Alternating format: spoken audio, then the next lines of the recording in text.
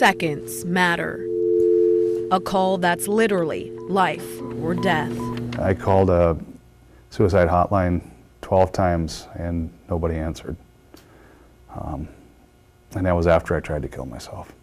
Feeling it was his only option, Scott Gieselhart put a gun to his head and pulled the trigger. But the bullet didn't come out, so he paused for a second. I had that gun sitting there, and I was desperate. I just wanted a voice, somebody to listen. Instead of trying again, Gieselhart reached out for help. He dialed one hotline. We're sorry, the number you have disconnected, then another. He was placed on hold, and that pattern continued. 18 phone calls, and it was hard. I didn't have a 19th phone call.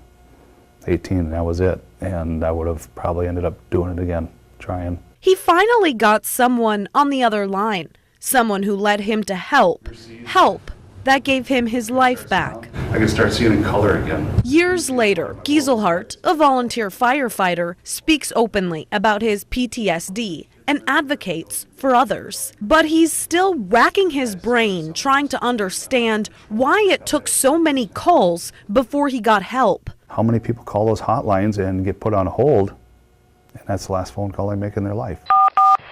We wanted to see what it was like calling a hotline.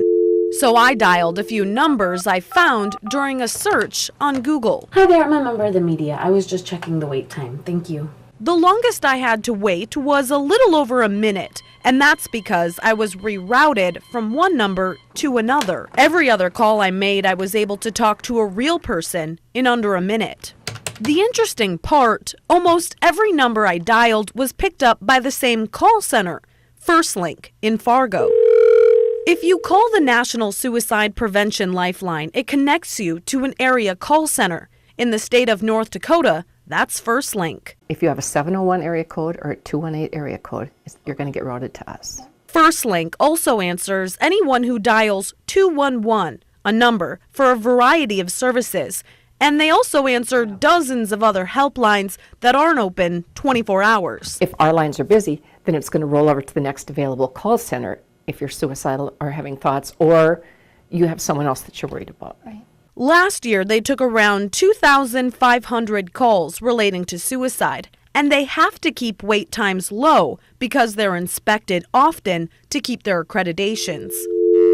But not every helpline is accredited. Cindy Miller, FirstLink director, says the internet could be to blame for what happened to Gieselhart. There's things that are out there that aren't correct, or yes, yeah, but I don't think people realize that. I think we think everything that's out there is right, and it isn't.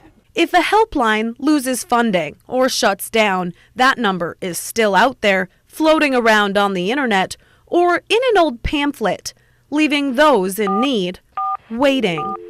How many people call these hotlines and don't get through and end up, taking their lives? Gieselhart hopes more funding becomes available for those who need someone to answer their call. I could have never imagined the sweeter words in my life than, "Scott, we've got you."